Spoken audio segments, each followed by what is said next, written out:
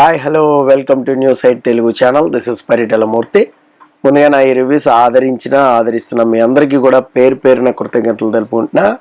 So grand finale stage అనేది అంత బాగానే ఉంది, అంత కూల్గా నడిచింది, కానీ ఎక్కడో ఒక పెప్పర్ ఉంటుంది కదా, స్పార్క్, అది మిస్ అయిందనే నా feeling.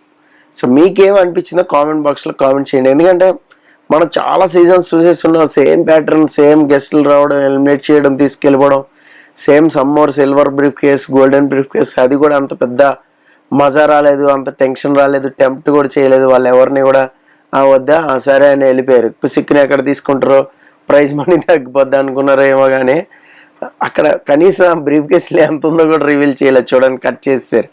So 25 lakhs, 15 lakhs, 10 lakhs అట్లా పెట్టి, సో కనీసం దాని మీద 10 lakhs suitcase or 15 lakhs suitcase అని ఉంటే కొంచెం ఎక్కడో కాస్త టెంప్ట్ అయ్యి ఉండేవాళ్ళేమో. మేబీ ఫిగర్ చెప్తూ పెంచుకుంటూ ఉంటుండే. కొన్ని ఆ ఎపిసోడ్ని వదిలేసి, వాట్ ఎవర్ టాప్ 5 ఈ ఎపిసోడ్ని వదిలేసి గెస్ట్లు ఎక్కువ రావడం వెళ్ళడం, చేంజ్ ఓవర్లు ఇవ్వడం, రావడం వెళ్ళడం, ఇదే సరిపోయింది. సో గ్రాండ్ ఫినాలే స్టేజ్ మీద గెస్టులు రావచ్చు అంటే పర్ఫార్మెన్సెస్ ఉండాలా, బ్యూటిఫుల్ పర్ఫార్మెన్స్లు. 2 పర్ఫార్మెన్స్లు కట్ చేశారు. సో పూజిత పొన్నాడ పర్ఫార్మెన్స్ ఇచ్చిందని విన్నాను, అదొకటి పోయింది. నభా నటేష్ పర్ఫార్మెన్స్ ఇచ్చిందని విన్నాను, అది కూడా పోయింది. అంటే ఎడిట్ చేసారేమో అని నా డౌట్. అలాగే బాబీ కూడా వచ్చాడు అని ఒక టాక్ అక్కడ మనకి ఇన్సైడ్ నుంచి వచ్చిన ఇదేంటంటే డాకు మహారాజ్ ప్రమోషన్స్. సో బాబీ కూడా వచ్చాడు ప్రజ్ఞతో పాటు అని. బట్ ప్రజ్ఞ జైస్వాల్ది మాత్రమే సో లోపలికి వెళ్ళి ప్రేరణను ఎలిమినేట్ చేయడం, అది మాత్రం తీసుకున్నారు. సో వాట్ ఎవర్ ఇంత అంటే ఎక్కువ లాట్ ఆఫ్ గెస్ట్లు ఎక్కువైపోవడం వల్ల కూడా కట్స్ అనేది ఎక్కువైపోయినాయి. సో ఎక్కడో నాకు కొంచెం గ్రాండ్ ఫినాలే గ్రాండియర్నెస్ అంటారు కదా, అది మిస్ అయింది. టక ఏదో పాఠం అప్ చెప్పేసుకుంటూ వెళ్ళిపోయి నాగార్జున చుట్టేయడానికి ట్రై చేస్తున్నారు తప్ప, సో మజా, ఎలివేషన్, మనం గెలిచామన్న ఒక ఇది ఏం తీసుకురాలేదు. ఎట్లుంటుంది టైటిల్ విన్నర్ అంటే మనకి ఇండియన్ ఐడల్ కానీ లేదంటే వేరే షో కానీ, సో ఆల్మోస్ట్ వేరే కన్నడ బిగ్ బాస్ చూడండి, గ్రాండ్ ఫినాల్ దద్దరిల్లిపోద్ది స్టేజ్. అసలు విన్నర్ ఎవరు అనౌన్స్ చేస్తారని ఒక రేంజ్లో ఉంటుంది. ఆ తర్వాత అది చూడాలి, ఆ ఎమోషన్స్ కానీ, వాళ్ళు కానీ ఫ్యామిలీలు రావడం కానీ, హగ్స్ ఇవ్వడం కానీ, ఏడ్చేయడం కానీ, ఎమోషనల్ అయిపోవడం కానీ, ఇదంతా కూడా ఆ గ్రాండియర్నెస్ అనేది తీసుకురాలేకపోతున్నారు. సో లాస్ట్ సీజన్లో సేమ్ ప్యాటర్న్ ఫాలో అయ్యారు, ఈ సీజన్లో కూడా సేమ్ ప్యాటర్న్ ఫాలో అయిపోయారు తప్ప ఎక్కడ కూడా కొత్తదనం లేదు. There have lot of twist and turns అన్నారు. ఎక్కడ ఉన్నాయి సార్ ట్విస్ట్లు? ఏమన్నా ట్విస్ట్ ఉందా గ్రాండ్ ఫినాలే? చెప్పండి, ఏం లేదు. ఏ ట్విస్ట్ అంటే ఏంటి? వాళ్ళు కమాండర్లు వచ్చి జిగ్ అని గన్ను పెడతాను, కొత్త రకం ఎలిమినేషన్ ప్రాసెస్. అది ఎలిమినేషన్ ప్రాసెస్. పోనీ ఉపేంద్రతో ఏమైనా చేయించారా? సో లేదు. పోనీ ట్విస్ట్ ఏమైనా ఇచ్చారు అక్కడ? లేదు. ట్విస్ట్ అండ్ టర్న్స్ ఏమని చెప్తున్నారు మీరు? నాకు అర్థం కావట్లేదు. నాకు ఎందుకన్నా కొద్దిగా అయితే మిస్ అయింది. సో అదర్వైజ్ కొన్ని అంశాలు అయితే కొంచెం బాగానే అనిపించినాయి. సో గెస్ట్ ఉపేంద్ర రావడం, విజయ్ సేతుపతి రావడం, సో వీళ్ళంతా కూడా బిగ్ బాస్ స్టేజ్కి మనకి కొత్త తెలుగు సీజన్కి. బట్ ఆల్మోస్ట్ ఆయన సీజన్ 8 చేస్తున్నారు. సో విజయ్ సేతుపతి తమిళ్లో ఇరకదీసేస్తున్నారు, మామూలుగా కాదు.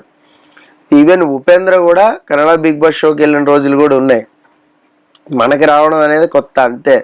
సో అంతకు మించి ఏం లేదు. రామ్ చరణ్ అయితే లాస్ట్ టైం వచ్చి అందరి గురించి కూడా మాట్లాడాడు సీజన్ 5లో, మీకు గుర్తుందో లేదో. లోబో అయితే అన్న కూడా పెట్టాడు. Lobo I like your hair style అనగానే పిచ్చెక్కిపోయింది లోబోకి. సో దాని తర్వాత ఏంటంటే ఒక గెస్ట్ వచ్చారు. ఆ గెస్ట్ వచ్చింది నాగార్జున జర్నీని ఇంకొంతసేపు చూసి లెంత్ అనేది చేశారు. So of course host journey ఉండాలి, కాదని మనం. బట్ ఏంటంటే ఒక స్పెసిఫికేషన్ అనేది లేకుండా పోయింది. సో లోపల నుంచి తీసుకురావడం, కనీసం I miss you Bigg Boss అని చెప్పేవాళ్ళు ఇదివరకు. ఏది హౌస్ మొత్తాన్ని మిస్ యూ అని చెప్పేవాళ్ళు అందరూ కూడా. అది కూడా ఏం లేదు. సో ఏదో మన లవబుల్ ప్లేస్ ఏదో అక్కడ అది పెట్టేశారు, అంతే. ఆ తర్వాత ఆ సెట్ మొత్తం డిస్మాండిల్ అయిపోద్ది, ఎక్కడికక్కడ అయిపోద్ది, ఉట్టు పుణ్యానికి వెళ్ళిపోయినట్టు అయిపోద్ది. దాన్ని రిపేర్ చేసి ఓటీటీలో అయినా ఆడిస్తారా? అది కూడా లేదు. సో ఏంటంటే ఇదంతా కూడా క్లమ్జీనెస్, ఒక గ్రాండియర్ అనేది నాకైతే ఎందుకన్నా కొడుతుంది. సో ఫైనల్గా విన్నర్ అనేది రివీల్ చేశారు. సో నిఖిల్ విన్నర్ అయ్యాడు. ఆల్మోస్ట్ అందరూ హ్యాపీనే. సో చాలామంది కామెంట్ చేస్తున్నారు, సార్ మీరు హ్యాపీ కదా, పిచ్చ హ్యాపీ, మీరు బ్రహ్మాండం గెలిపించారని. నేను గెలిపిస్తే ఎందుకు గెలుస్తారు సార్? అలాగైతే నేను బోల్ మందిని గెలిపించాలి ప్రీవియస్.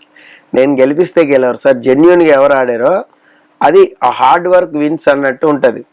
సో హార్డ్ వర్క్ చేశాడు, చాలా మాటలు తీసుకున్నాడు, చాలా విధాలుగా మాటలు పడ్డాడు. వాట్ ఎవర్ తన క్యారెక్టర్ ఏదో అది రిఫ్లెక్ట్ చేశాడు తప్ప సో ఎక్కడా కూడా మాస్క్తో ఆడాడు, మాస్క్తో ఎన్నాళ్ళు ఆడతారు, ఎవరైనా ఆడతారు. అలాగైతే గౌతమ్ కూడా మాస్క్తోనే ఆడాడు, అవినాష్ కూడా మాస్క్తోనే ఆడాడు కదా.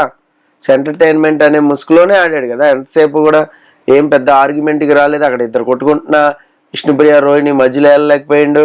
అలాగే ప్రేరణ 100 డైలాగులు వేసినా కూడా ప్రేరణను కంట్రోల్ చేయలేకపోయాడు చీఫ్ కింద ఉండి. తనే ఒప్పుకున్నాడు రిగ్రెట్ ఫీల్ అయ్యానని. సో ఇలాగా ఏంటంటే మాస్క్ అనేది ఎప్పుడు కూడా మీకు కొన్ని వారాలే ఉంటుంది, అన్ని వారాలు ఉండదు. సో ఎక్కడైతే మీకు గౌతమ్ మణికంఠ సెల్ఫ్ ఎలిమినేట్ అయిపోయిన తర్వాత సేవ్ అయ్యాడో అప్పటి నుంచి గౌతమ్ గ్రాఫ్ పెరుగుతూనే ఉంది. అరే బాగా ఆడుతున్నాడు, ఎలిమినేట్ అయిపోతున్నాడు అని చెప్పి గౌతమ్ లాజిక్ పాయింట్స్ కొంతమందికి, కొంత వర్గం పీపుల్కి నచ్చింది. సమ్ టైమ్స్ నాకు కూడా మంచి పాయింట్ అడిగాడు కదా అనిపించింది, చాలాసార్లు కూడా చెప్పా. కానీ ఏంటంటే ఎంతసేపు ఒక గ్రూప్ని టార్గెట్ చేసుకున్నాడు, అది మిస్ అయ్యాడు.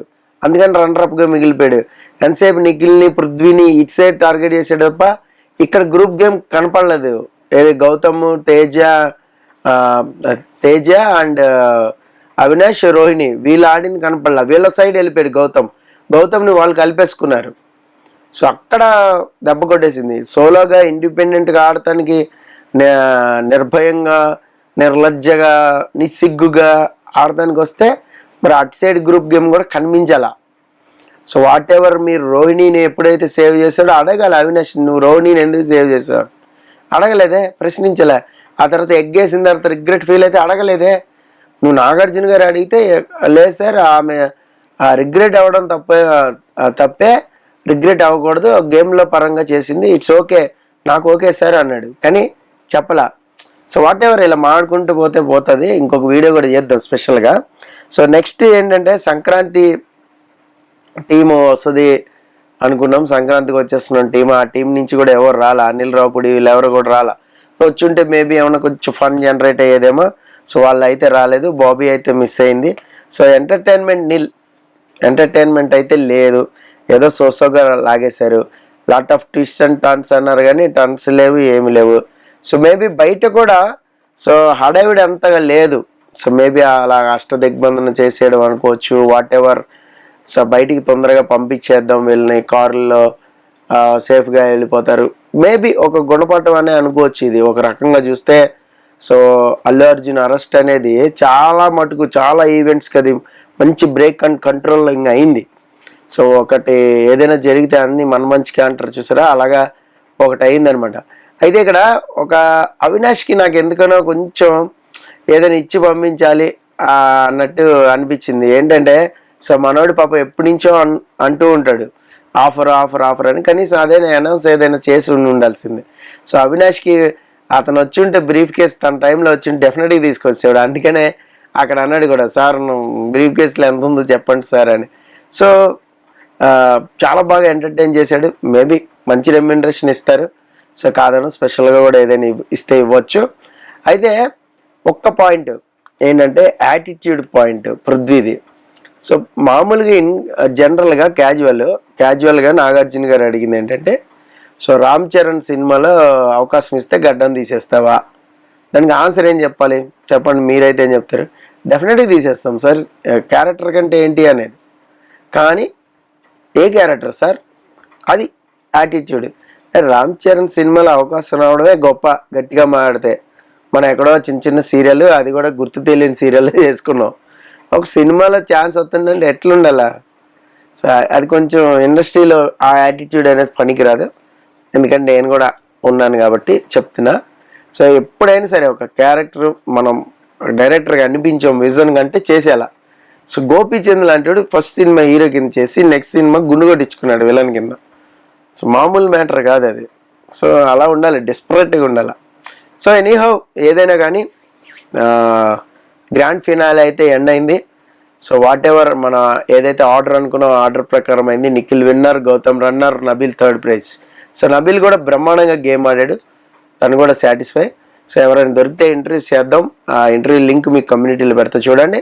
So this is Paritala Murthy signing off. By by.